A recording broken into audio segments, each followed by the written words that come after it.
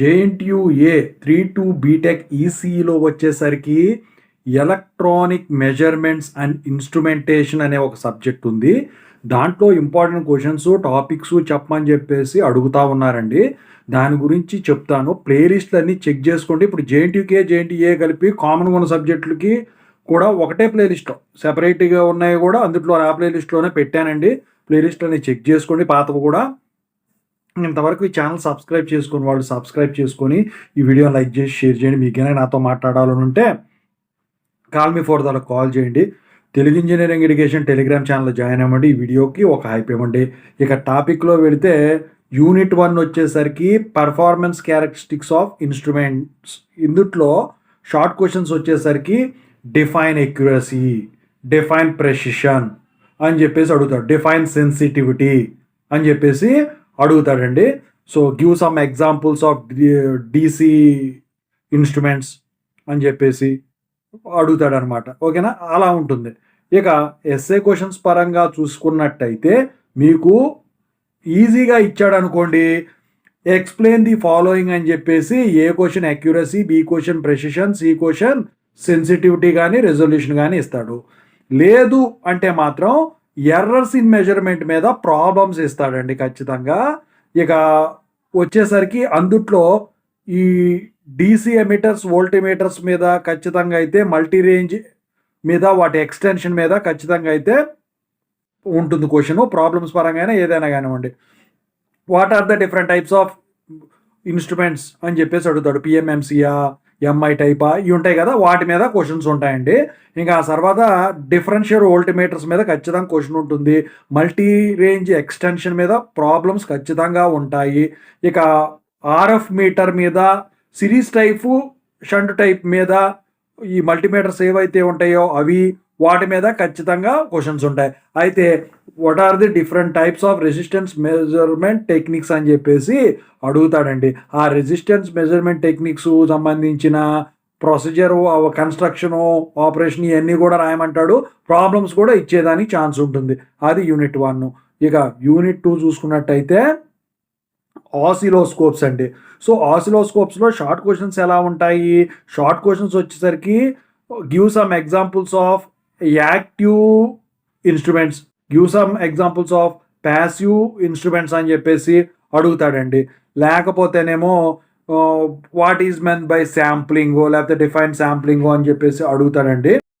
CRO మీద వచ్చేసరికి ఎక్కువ శాతం క్వశ్చన్స్ ఉంటాయండి ఇందుట్లో. అయితే వాటి అడ్వాంటేజెస్, డిసడ్వాంటేజెస్ ఎక్కువ శాతం వచ్చేసరికి డ్యూయల్ ట్రేస్ బీమ్ సిఆర్ఓ మీద క్వశ్చన్స్ ఇస్తారండి. ఇక ఈ లిసాజెస్ మెథడ్ ఏదైతే ఉందో అది కూడా వెరీ వెరీ ఇంపార్టెంట్ అండి. ఖచ్చితంగా అయితే క్వశ్చన్ ఉంటుంది దాని మీద. ఇక డిజిటల్ ఫ్రీక్వెన్సీ కౌంటర్స్ మీద, టైమ్ అండ్ పీరియడ్ మెజర్మెంట్స్ మీద క్వశ్చన్ అయితే ఖచ్చితంగా అయితే వాళ్ళు అడగటం అయితే జరుగుతుందన్నమాట. అయితే కంపారిజన్ పరంగా చూస్తే హారిజాంటల్ వెర్టికల్ డిఫ్లెక్షన్ సిస్టమ్ మీద కంపారిజన్ ఇస్తాడు. అది కూడా యాంప్లిఫైయర్స్లో ఎక్కువ శాతం అడిగేదానికి ఛాన్స్ ఉంటుంది. ఓకేనా.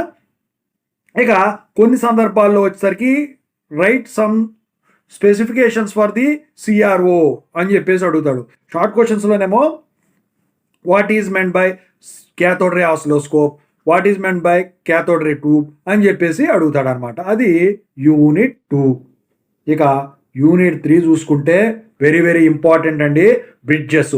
సో ఇందులో డీసీ బ్రిడ్జెస్ ఉన్నాయి, ఏసీ బ్రిడ్జెస్ ఉన్నాయి. డీసీ బ్రిడ్జెస్ మెజర్మెంట్ వచ్చేసరికి ఇక్కడ లో రెసిస్టెన్స్గా, హై రెసిస్టెన్స్గా, మీడియం రెసిస్టెన్స్గా మెజర్మెంట్స్ అవి ఉంటాయి కదా. సో వాటి మీద వచ్చేసరికి అడిగేదానికి ఛాన్స్ ఉంటుంది షార్ట్ క్వశ్చన్స్ పరంగా. ఇక ఎక్కువ శాతం కూడా బ్యాలెన్సింగ్ బ్రిడ్జ్, వాటి మీద ప్రాబ్లమ్స్ ఇచ్చేదానికి ఉందండి. వీట్ స్టోన్ బ్రిడ్జ్ మీద కంపల్సరీగా క్వశ్చన్ ఇస్తాడు. ఇక ఆ తర్వాత మ్యాక్స్వెల్స్ బ్రిడ్జ్ మీద కంపల్సరీగా క్వశ్చన్ ఇస్తాడు. ఇక ఆ తర్వాత షేరింగ్ బ్రిడ్జ్ మీద కంపల్సరీగా అయితే క్వశ్చన్స్ ఉంటుంది. తక్కువ శాతం ఇచ్చేది వీన్స్ బ్రిడ్జ్, కెల్విన్స్ బ్రిడ్జ్ అనమాట. సో వాటి అప్లికేషన్స్, అడ్వాంటేజెస్, డిసడ్వాంటేజెస్ అన్నీ కూడా అడుగుతాడండి. ఈ ఎర్రర్స్ అండ్ ప్రికాషన్స్ ఏవైతే ఉంటాయో ఈ బ్రిడ్జిల్లో అవి కూడా ఎక్కువ శాతం అడిగేదానికి ఛాన్స్ ఉంది. అది యూనిట్ 3. ప్రాబ్లమ్సే ఎక్కువ అడుగుతాడు కాబట్టి చూసుకోండి అవి. ఇక వచ్చేసరికి యూనిట్ 4. సో అందుట్లో సిగ్నల్ జనరేటర్స్. సో ఇందుట్లో ఏఎఫ్ ఆసిలేటర్స్ మీద క్వశ్చన్ అడుగుతాడు. Function generator construction, operation, principle of working, advantages, disadvantages, applications, ఈ 6 ఒకే క్వశ్చన్లో ఖచ్చితంగా అయితే అడుగుతాడనమాట. ఇంకా తర్వాత వచ్చేసరికి డిఫైన్ స్వీప్ అని చెప్పేసి అడుగుతాడు. ఇక వేవ్ ఫార్మ్ జనరేటర్స్ మీద క్వశ్చన్ ఉంటుంది. ఇంకా తర్వాత వేవ్ అనలైజర్స్ మీద క్వశ్చన్ ఉంటుంది. How do you analyse the harmonics అని చెప్పేసి హార్మోనిక్ డిస్టార్షన్ అనలైజర్స్ మీద క్వశ్చన్ అడుగుతాడు. ఇక స్పెక్ట్రమ్ అనలైజర్స్ మీద తక్కువ శాతం అడుగుతాడు. ఎక్కువ శాతం ఇందుట్లో ఈ బ్లాక్ డయాగ్రామ్ మీదే ఎక్కువ క్వశ్చన్స్ అడిగేదానికి ఛాన్స్ ఉంటుందన్నమాట. అది యూనిట్ 4. ఇక యూనిట్ 5లో చూసుకున్నట్టయితే నాకు తెలిసి సెన్సార్స్ అండ్ ట్రాన్స్డ్యూసర్స్లో ఇక్కడ define transducer, what are the applications of transducer అని చెప్పేసి అడుగుతాడు. What is the principle of LVDT అని చెప్పేసి అడుగుతాడండి. ఎస్ఏ క్వశ్చన్స్లో చూస్తే ఎల్విడిటి గురించే క్వశ్చన్స్ ఎక్కువ అడుగుతాడు. ఇక ఆ తర్వాత ఫీజో ఎలక్ట్రిక్ ట్రాన్స్డ్యూసర్స్ మీద అడిగేదానికి ఛాన్స్ ఉందండి. ఇక ఇక కెపాసిటర్ టైప్ ట్రాన్స్డ్యూసర్స్ మీద అడిగేదానికి ఛాన్స్ ఉందండి. ఇంకా తర్వాత వచ్చేసరికి థర్మోకపుల్స్, థర్మిస్టర్స్ మీద క్వశ్చన్ ఉంటుంది. ఇక ఆ తర్వాత వచ్చేసరికి సిగ్నల్ కండిషనింగ్ సర్క్యూట్స్ మీద అంటే పిహెచ్ మెజర్మెంట్ మీద క్వశ్చన్స్ ఫార్మ్ చేసేదానికి ఛాన్స్ ఉందన్నమాట. లాస్ట్ యూనిట్లో ఎక్కువ శాతం ప్రాబ్లమ్స్ ఉంటే గట్టే ఎల్విడిటి మీద ఏమన్నా బ్యాలెన్సింగ్ అది ఉంటుంది కదా, వాటి మీద ఇచ్చేదానికి ఉంటుంది.